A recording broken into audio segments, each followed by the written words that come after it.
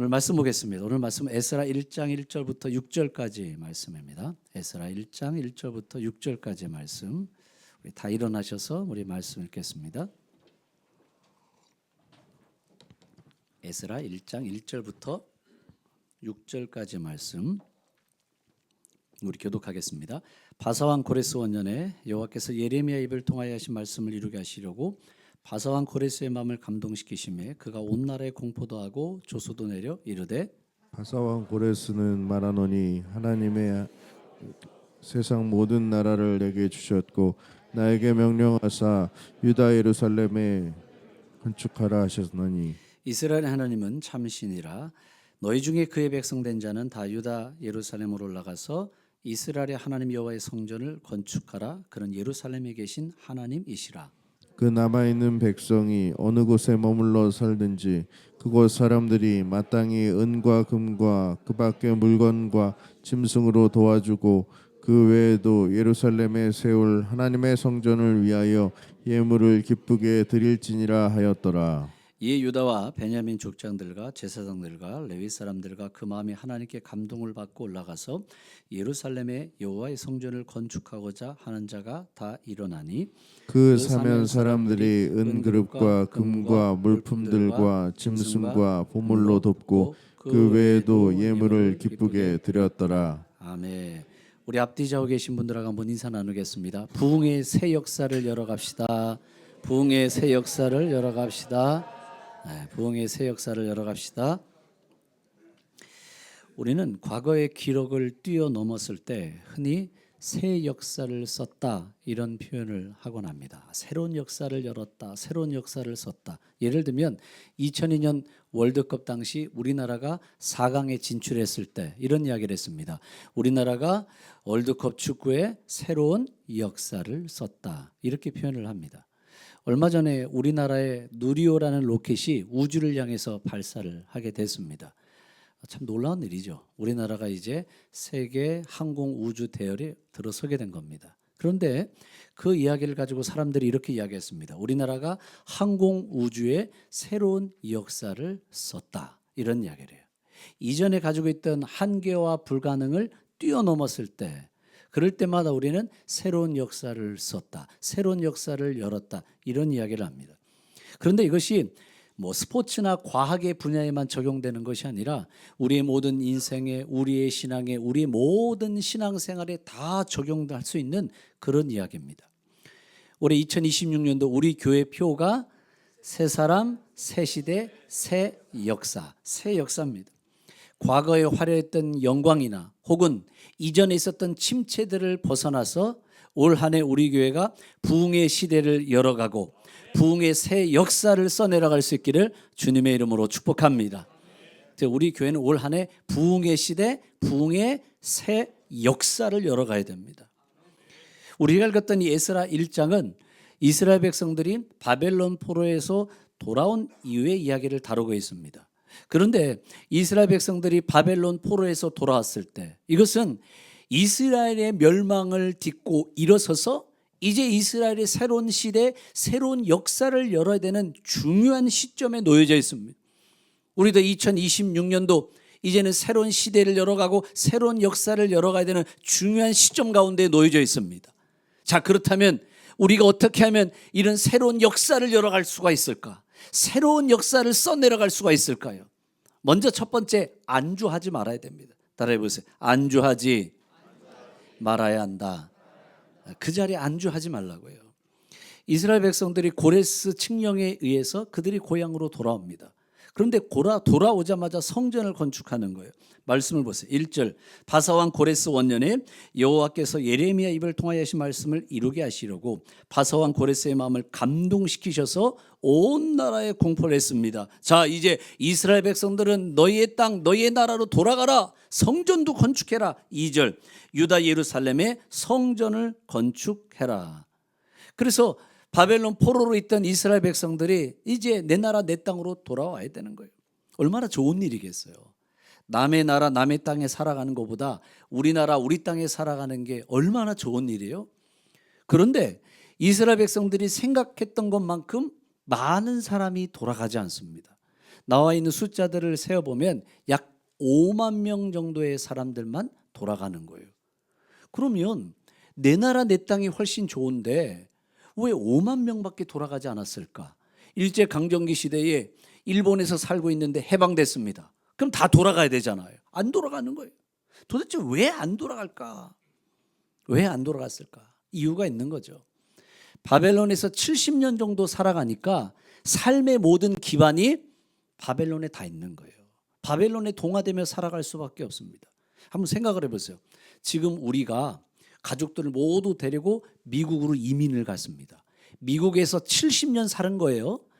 70년 동안 미국에서 살다 보면 1세대는 어떻게 될까요? 다 돌아가시는 거죠. 70년 정도 살아보세요. 지금 우리가 미국에 이민 갔는데 70년 지나면 1세대는 다 세상을 떠나게 돼 있는 겁니다.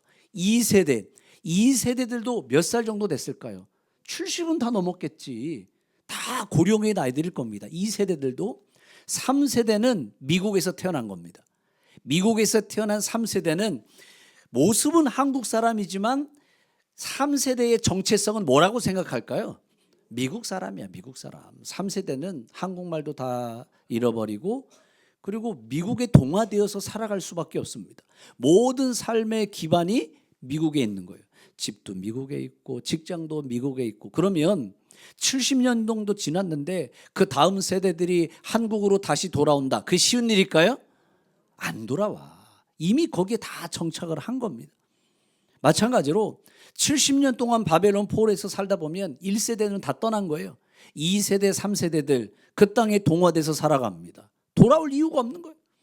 그리고 그 당시에 바벨론이라고 하는 이 문명은 고대 근동지방에서 찬란한 문화를 꽃피웠던 나라입니다. 그러니 그 나라를 떠나야 될 이유가 없는 거예요. 이 바벨론이라는 나라가 얼마나 찬란한 문화를 꽃피웠는지 고고학자들이 조사를 해봤습니다. 그러면서 대략 이런 모양이었을 거라고 추정을 했어요. 그런데 이 바벨론이라는 나라가 추정한 게 저런 모양이었을 거라는 거예요. 그 한가운데 개선문이 있습니다. 이 개선문이 이시타르의 문이라고 그래요. 이시타르의 문. 프랑스에 가보면 개선문이 멋있게 있잖아요.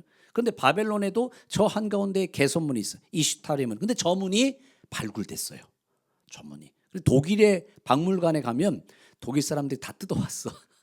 남의 나라에서 다 뜯어와서 자기네 나라에다 그대로 복원을 해놓은 게 아까 조금 전에 봤던 파란 색깔 문, 이슈타르 문. 그런데 이 문을 얼마나 화려하고 멋있게 만들어 놨는지 모릅니다. 지금으로부터 2400년 전의 이야기잖아요. 그러면 그 당시에 저렇게 엄청나게 좋은 화려한 문을 만들었다고 한다면 이 고대 근동지방의 바벨론이라는 나라 찬란한 문명을 꽃피웠을 것이다. 그러면 돌아갈 이유가 있을까요? 없는 거야. 예루살렘은 돌아가 봐야 아무것도 없습니다. 직장도 없어요. 집도 없어요. 다 황폐해져 있어요. 그런 나라로 돌아갈 이유가 아무것도 없습니다. 그냥 이 바벨론이라는 곳에 편안하고 안락한 여기에 안주하면서 살아가자. 그래서 사람들이 몇 명 안 떠나가는 거예요.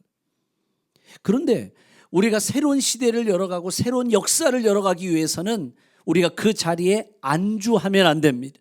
편안하고 안락한 생활을 뒤로 하고 앞으로 전진하고 도전해 갈 때 새로운 역사가 열리는 걸 여러분 믿으시기를 바랍니다. 계속해서 전진해 가야 돼요.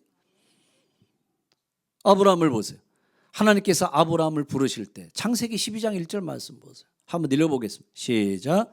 여호와께서 아브라함에게 이르시되 너는 너의 고향과 친척과 아버지 집을 떠나 내가 내게 보여줄 땅으로 가라.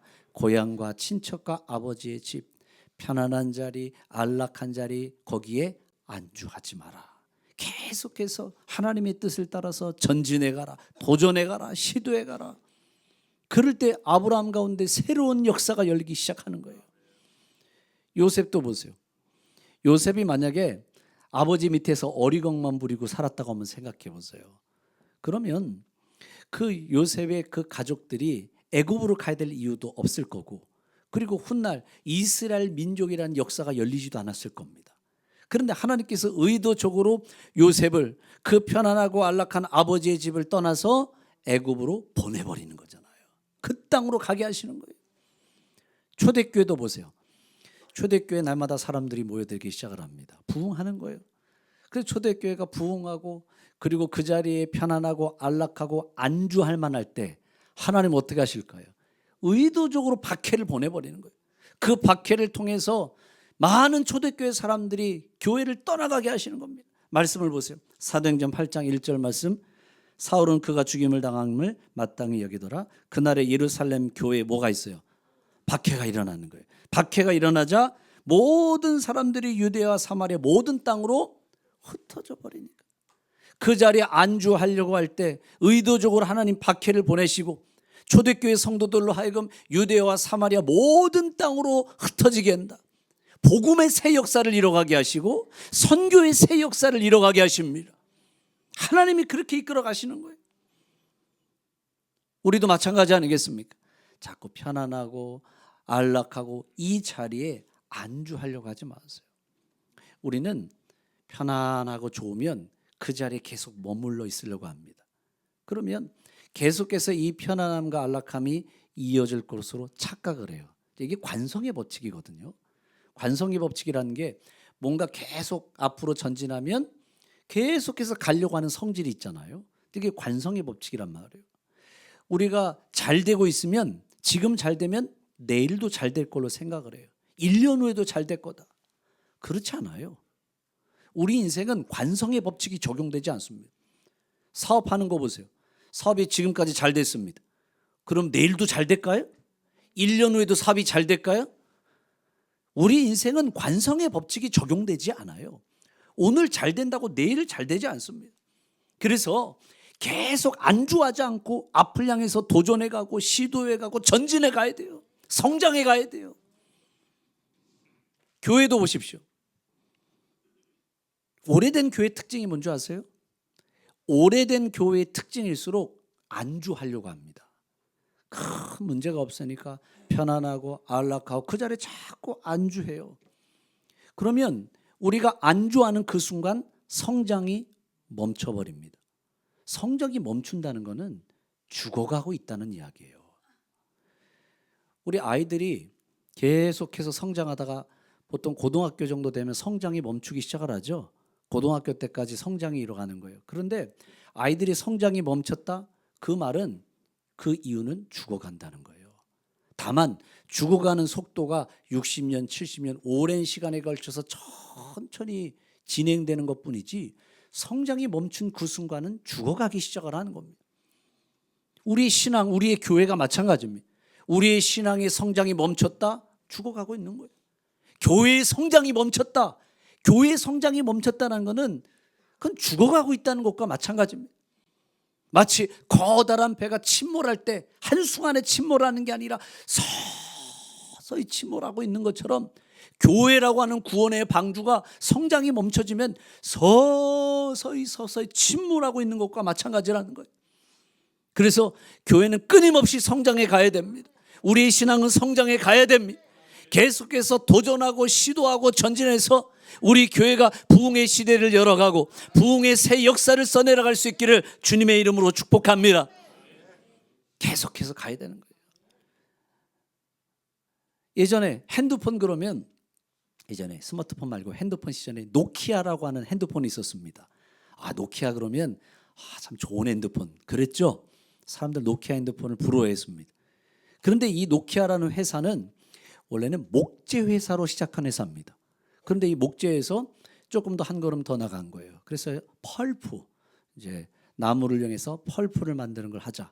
이러던 회사가 갑자기 다른 곳으로 사업의 방향성을 틀어버렸습니다. 그게 전자제품이었어요.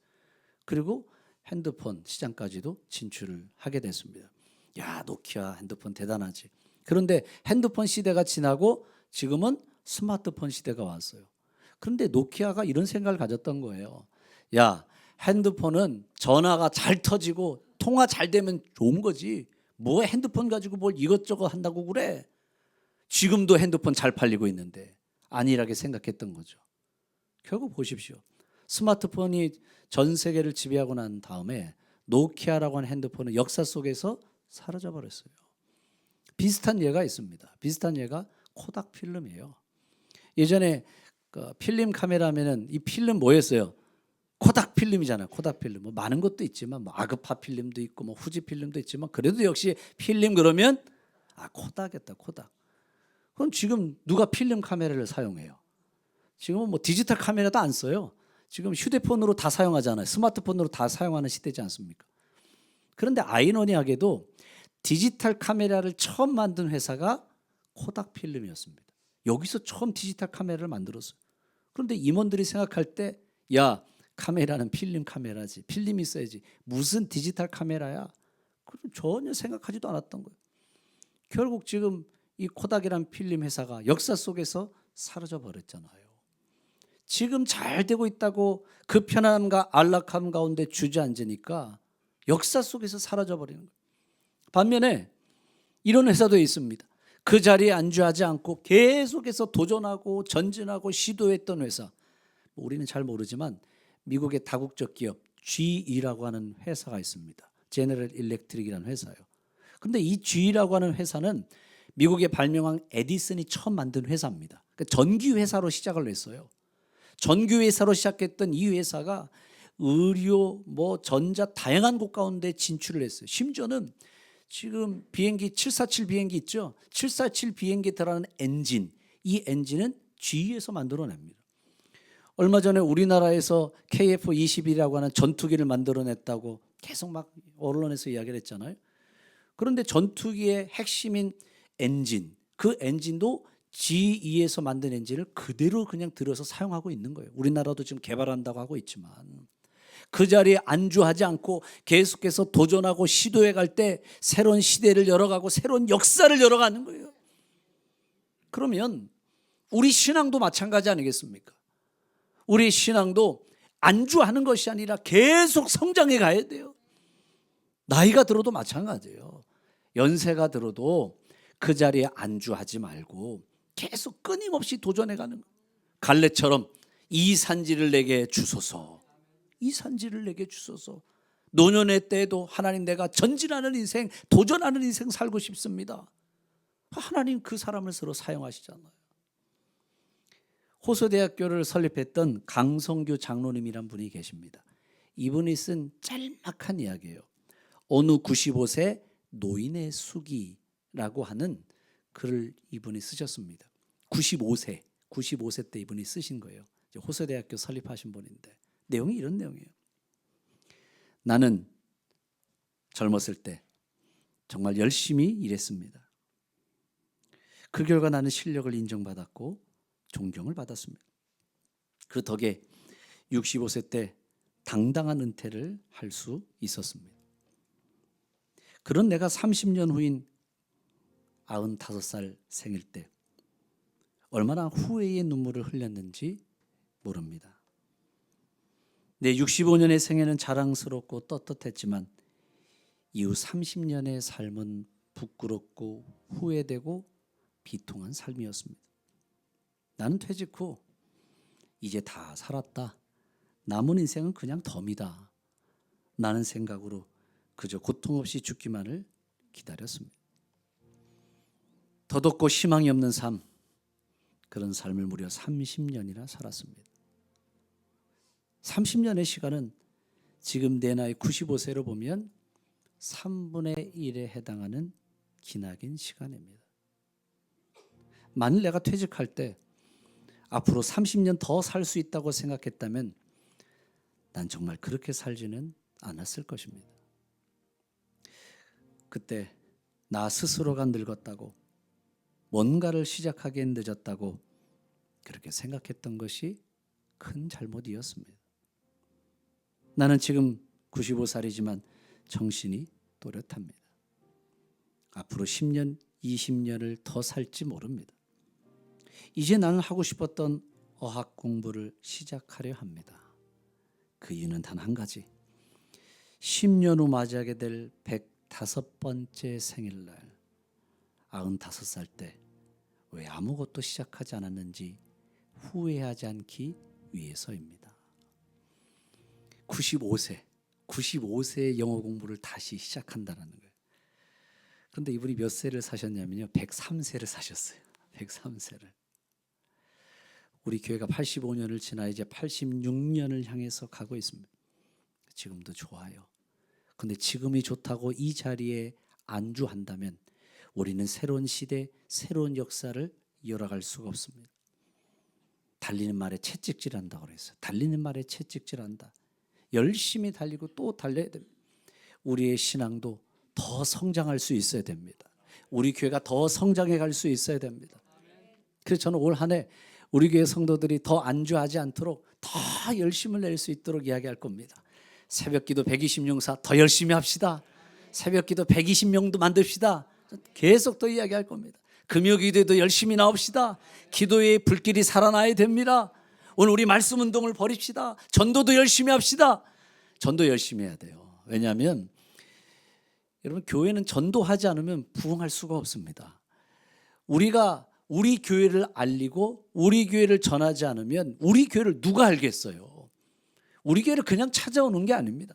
우리가 나가서 우리 교회를 알려야 되고 우리가 나가서 복음을 전해야 사람들이 그 이야기를 듣고 우리 교회에 몰려오게 돼 있습니다. 올 한 해 안주하지 마십시오.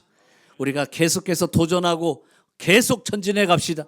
그래서 올 한 해 우리 교회 부흥의 시대를 열어가고 부흥의 새 역사를 써내려갈 수 있기를 주님의 이름으로 축복합니다. 두 번째는 반대를 두려워하지 말아야 됩니다. 따라해보세요. 반대를 두려워하지 말자. 이스라엘 백성들이 바벨론 포로에서 돌아와서 성전을 건축합니다. 왜냐하면 이스라엘 공동체는 제사 공동체고 성전 공동체입니다. 그래서 성전을 건축하려고 하는데 그 땅에 사는 사람들이 방해하기 시작을 하는 거예요. 에스라 4장으로 오늘 1장 말씀했지만 4장을 넘어가면 그 이야기가 나옵니다. 에스라 4장 4절 5절 말씀. 4절 이로부터 그 땅 백성이 유다 백성의 손을 약하게 하기 위하여 그 성전 건축을 어떻게 했어요? 방해하는 거예요. 5절 바사왕 고레스 시대부터 바사왕 다리오가 즉위할 때까지 약 14년 동안 관리들에게 뇌물을 주어서 성전 건축을 못하게 방해한 겁니다. 이들이 이제 새로운 역사를 써내려가는데 방해하는 사람이 있어요. 우리도 새로운 시대, 새로운 역사를 써내려갈 때 반대하는 사람이 있을 수도 있습니다. 그 반대를 두려워하지 마십시오. 반대를 극복해 가십시오. 반대를 뚫고 나갈 때에 새로운 역사가 일어나는 거예요. 다윗을 보세요. 그가 골리앗과 싸우러 나가는데 그 앞길을 막았던 사람이 형 엘리압이에요. 사무엘상 17장 28절 말씀 보십시오. 말씀에 큰형 엘리압이 다윗이 사람들에게 하는 말을 들었어요. 그리고 다윗에게 노를 바랬다는 거예요. 야, 이 녀석아, 네가 지금 전쟁 구경하러 왔냐? 도대체 이 자리에 왜 왔느냐? 썩 집으로 돌아가거라. 형이면은 칭찬해주고 격려해줘야 되는데 오히려 그 형 엘리압이 다윗의 앞길을 막더라는 거예요. 내가 새로운 시대와 새로운 역사를 이뤄갈 때 분명 내 앞길을 막는 사람이 나오게 돼 있어요. 그 반대를 두려워하지 마십시오. 예수님도 보세요. 예수님이 말씀 전할 때 모든 사람들이 다 환영하고 다 받아들였을까요? 아니요. 예수님이 하는 이야기도 사람들이 다 반대했는데 하물며 우리가 주님의 뜻을 이뤄가고 그리고 주님의 역사를 이뤄갈 때 방해하는 사람이 왜 없겠어요? 그래도 그것이 주님의 뜻이고 주님의 계획이고 주님이 말씀하셨다면 반대를 두려워하지 않고 계속해서 전진해 가십시오. 계속해서 시도해 가십시오. 결국 이루시는 분은 하나님이세요. 하나님이 이루시기 때문에 반대를 두려워할 필요가 없어요.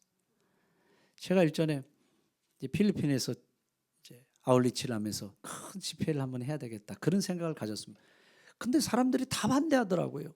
그럴 만한 재정이 어디에 있냐, 또 그럴 만한 인적 자원이 어디에 있냐, 그리고 필리핀에서는 어떻게 홍보를 할 거냐, 어떻게 사람들을 다 끌어모을 거냐, 사람들이 다 반대하더라고요. 그런데 분명 하나님께서 말씀하셨거든요. 감동을 주셨거든요. 그런데 제게만 감동을 주신 게 아니라 선교사님도 동일한 감동을 주시더라고요. 한번 우리가 한번 해봅시다. 사람들이 다 안 된다고 반대하고 있던 그때 하나님께서 이루신 걸 믿고 전진해 가는데 결국 하나님이 이루시더라고요. 한번 이 사진을 보세요. 그때 제가 필리핀에 갔을 때 사진 찍어 놓은 거거든요. 그런데 대학 캠퍼스에 체육관을 빌렸을 때요. 그런데 그 대학 캠퍼스를 빌렸는데 학생들 주변에 있는 사람들이 어떻게 하는지 그렇게 몰려들더라고요. 다음 사진도 보세요. 그 안에 그 장면 안에가요 꽉 들어찼어요. 다 안 된다고 그랬어요. 모든 사람들이 반대했어요. 그런데 하나님이 이루실 것을 믿고 도전하고 시도할 때 하나님의 역사가 일어났어요. 우리 공주교회 우리 모든 성도들이 어떤 방해가 있다 할지라도 오늘 하나님의 그 신실하심을 믿고 계속해서 도전해서 새로운 역사를 이뤄갈 수 있기를 주님의 이름으로 축복합니다. 중국 선교사 중에 글래디스 아일워드라고 하는 선교사님이 있습니다. 영국 선교사님이에요. 여자 선교사님입니다. 그런데 참 작고 왜소하고 키도 한 140cm 정도밖에 되지 않은 아주 작은 최고의 선교사님이에요. 이분이 중국에 들어가서 선교할 때 복음을 전할 때였어요. 그런데 중국과 일본의 전쟁이 터집니다. 중일 전쟁이 일어나요. 그래서 할 수 없이 피난길에 오르게 됐습니다. 그런데 어느 집에 잠시 묵고 있는데 옆방에서 기도 소리가 들렸어요. 이게 무슨 기도 소리인가 싶어서 문을 살짝 열고 봤더니 웬 학생들이 모여서 기도를 하고 있습니다. 그런데 그 기도 내용이 티베트 땅에 갈 수 있는 사람을 보내달라는 기도를 하고 있는 거예요. 하나님, 우리는 아직 어려서 티베트로 갈 수는 없지만 그 땅에 우리를 대신해서 갈 수 있는 사람을 보내주십시오. 티베트 땅을 놓고 기도를 하고 있는 거예요. 그런데 그들의 기도 소리를 듣는데 이 글래디스 아일워드 선교사님이 마음에 감동이 되는 거예요. 야, 하나님께서 나로 하여금 티베트로 가서 복음을 전하기를 원하시는가 보다. 마음에 감동이 된 겁니다. 그래서 함께 있는 선교팀에게 이야기를 했어요. 우리는 티베트로 가야 됩니다. 그러자 주변의 사람들이 다 말렸습니다. 안 됩니다. 지금 이 상황 속에서 어떻게 티베트로 갈 수가 있습니까? 지금 다 전쟁통인데 우리 빨리 피신해야 됩니다. 피난 가야 됩니다. 당신 그 여자의 왜소한 체격으로 어떻게 거기까지 그 먼 곳까지 갈 수 있겠습니까? 전부 다 안 된다고 반대했어요. 그런데 이 글래디스 아일워드 선교사님이 아닙니다. 하나님 우리에게 말씀하셨고 우리는 그 부르심을 따라서 가야 됩니다. 사람들의 반대에도 불구하고 티베트 땅으로 향하게 됩니다. 그래서 선교 팀원들이 티베트로 갔어요. 아무도 만날 수는 없는 거예요. 그래서 그 낙심과 실망의 마음을 가지고 주저앉아서 기도하고 찬양하고 기도하고 찬양하는데 갑자기 어디선가 라마교의 스님이 나타났습니다. 라마승, 티베트의 종교를 라마교라고 하잖아요. 이 라마교의 스님 2명이 나타난 거예요. 그러면서 뭐라고 말했냐면은 우리는 당신들을 기다리고 있었습니다. 저희를 따라오십시오. 이렇게 얘기를 하는 거예요. 그래서 무슨지 영문도 모른 채 2명의 라마교 스님을 따라서 글래디스 아일워드 선교사님 이 선교팀이 따라가게 됐습니다. 한참을 따라가는데 웬 산속에 들어갔더니 큰 절이 하나 나와요. 이게 이 라마교 사원이 하나 나온 겁니다. 그런데 거기 안에 사원에 그 라마교 스님이 500명 있는 거예요. 굉장히 큰 절인 거예요. 그래서 주지 스님을 만나서 이야기를 듣게 됐는데 깜짝 놀랐어요. 몇 해 전에 스님 2분이 마을 시장에 갔다가 종이 쪽지를 하나 받아왔습니다. 그런데 종이 쪽지에 요한복음 3장 16절 말씀이 적혀 있는 거예요. 하나님이 세상을 이처럼 사랑하사 독생자를 주셨으니 이는 저를 믿는 자마다 멸망치 않고 영생을 얻게 하려 함이라. 이 종이 쪽지를 받아왔습니다. 그런데 그 종이 쪽지를 보면서 도대체 하나님이란 분이 어떤 분이시길래 이 세상을 사랑해서 아들까지 주셨을까? 너무 궁금하더라는 거예요. 그래서 스님들을 다시 내려보내서 하나님이란 분이 어떤 분인지 하나님에 관한 책이 있으면 한번 가져와 보십시오 라고 부탁을 했던 거예요. 그래서 스님들이 마을에 내려가서 하나님에 관한 책이 있습니까? 물어보고 다녔더니 그런 책이 있다는 거예요. 그래서 그런 책을 하나 얻고 돌아오게 됐습니다. 그런데 그 책이 신약 성경이었던 거예요. 그런데 이 신약 성경을 아무리 읽어봐도 무슨 내용인지를 모르겠어요. 도대체 이게 무슨 말인지를 모르겠다. 당연히 모를 수밖에 없죠. 그런데 이 신약 성경을 읽다 보니까 이런 구절이 나오는 거예요. 온 천하에 다니면서 복음을 전해라. 이 말씀이 적혀 있는 거예요. 그러면 여기까지도 분명히 복음을 전하기 위해서 오는 사람이 있겠구나. 그런 생각을 가지고 우리에게 복음을 전할 수 있는 이 말씀을 알게 해줄 수 있는 사람을 보내주십시오라고 기도를 했대요. 하나님한테 기도했는지 부처한테 기도했는지 아무튼 기도를 했대요. 보내달라고 기도를 했대요. 그로부터 3년이 지났습니다. 3년이 지났는데 글래디스 아일워드 선교사님 일행이 왔던 거예요. 그런데 기도하고 찬양하는 소리를 듣자 이 라마교의 스님 2분이 온 천하에 복음을 전한 사람이 온다고 그랬는데 저 사람들이 왔나 보다. 그 마음의 깨달음을 가지고 데리고 왔던 거예요. 그리고 이 선교사님이 500명의 라마교 스님들에게 일주일 동안 복음을 전했습니다. 근데 이 복음을 전하자 그 라마교 스님들 가운데 복음을 받아들이고 예수님을 영접하는 역사가 일어났습니다. 할렐루야. 많은 사람들이 다 반대했어요. 그런데 반대에도 그 반대에 굴복하지 않고 하나님의 뜻과 하나님의 그 계획하심을 믿고 갈 때 놀라운 역사가 일어났어요. 반대를 두려워하지 마십시오. 하나님이 뜻과 계획이라면 하나님이 이루실 걸 여러분 믿으시기를 바랍니다. 바울도 그렇잖아요. 바울도 그가 예루살렘을 통과해서 로마까지 가리라. 그때 사람들이 반대해요. 말씀을 보세요. 사도행전 21장 4절 제자들이 찾아 거기서 1년을 머물더니 그 제자들이 성령의 감동으로 바울더러 예루살렘에 들어가지 말라 하더라. 성령이 가지 말라는 얘기가 아니에요. 성령은 예루살렘을 거쳐서 로마까지 갔을 때 결국 죽게 된다는 말씀을 주신 거예요. 근데 제자들이 그 이야기를 듣고 바울에게 예루살렘에 가지 마십시오. 반대하는 거예요. 또 바울이 빌립의 집에 들어갔을 때 아가보라고 하는 선지자를 하나 만나게 되죠. 그때 이야기도 보세요. 요한계시록 사도행전 21장 8절 말씀. 가이사랴로 7지사 하나인 전도자 빌립의 집에 들어가 머물렀습니다. 딸 넷이 있는데 처녀로 예언하는 자라. 여러 날 머물러 있더니 아가보라는 선지자가 유대로부터 왔어요.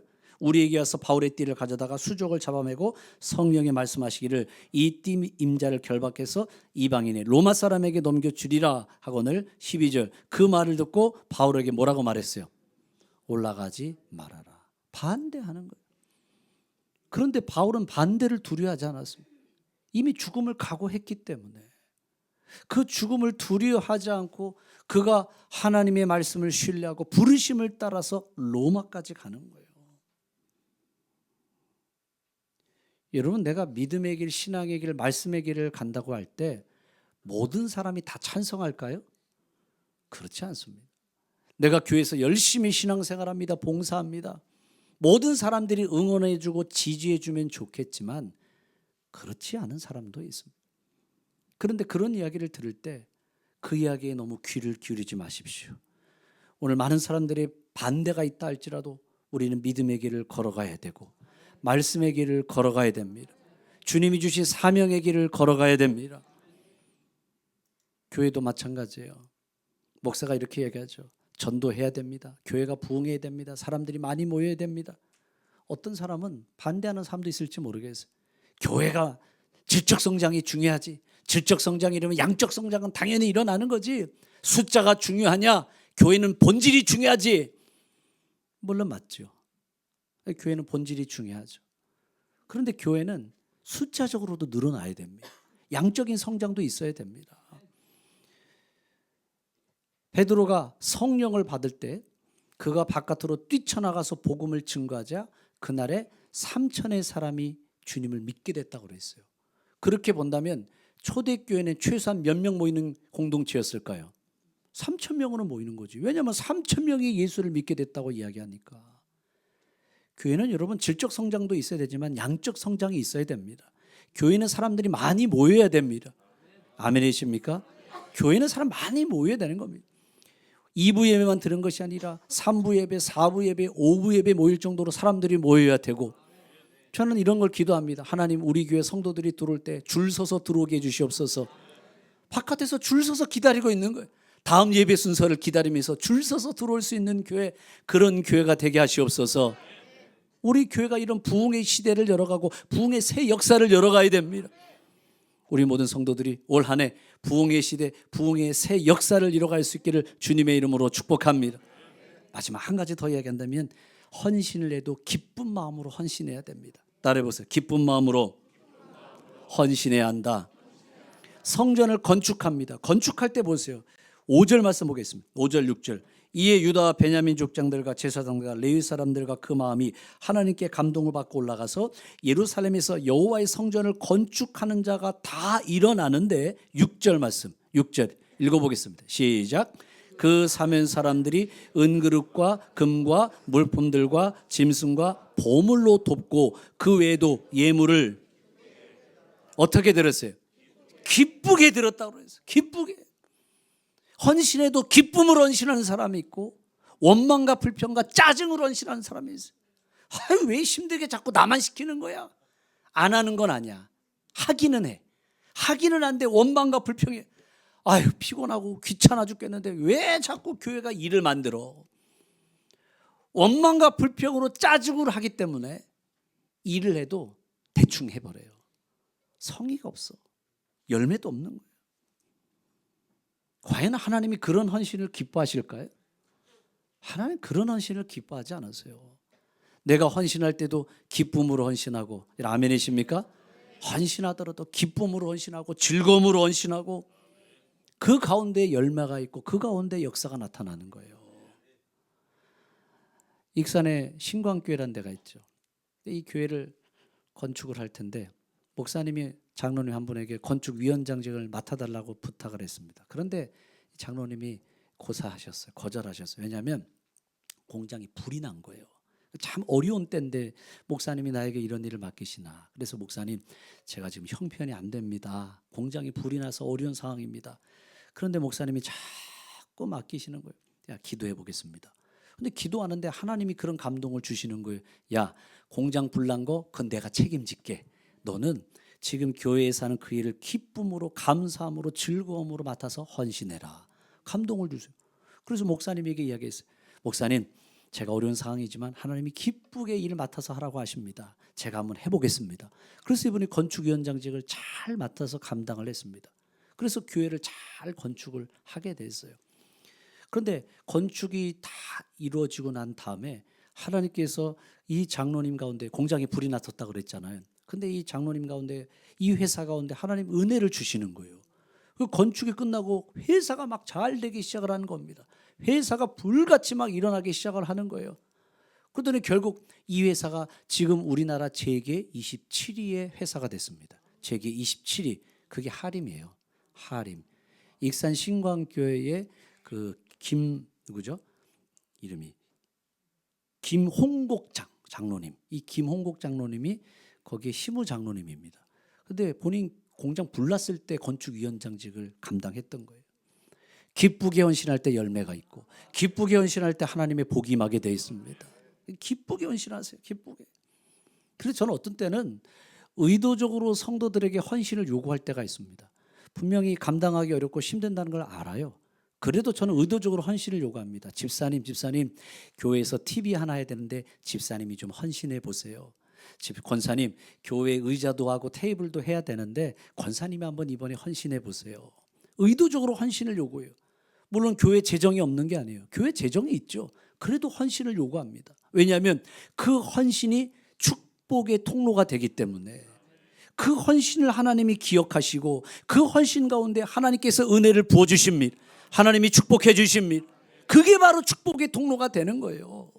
그런데 헌신을 이야기하지 않고 그렇게 헌신한 것을 가로막는다? 그거는 그 사람에게 임할 하나님의 축복을 가로막는 것과 마찬가지인 겁니다. 그래서 우리 공주교회 모든 성도들이 헌신할 때 자원하는 마음으로 헌신하십시오. 기쁜 마음으로 헌신하십시오. 그 헌신을 통해서 하나님의 압도적인 은혜가 부어지고, 그 헌신하는 사람을 통해서 새 시대를 열어가고 새 역사를 열어갈 수 있는 역사의 주인공이 되길 주님의 이름으로 축복합니다.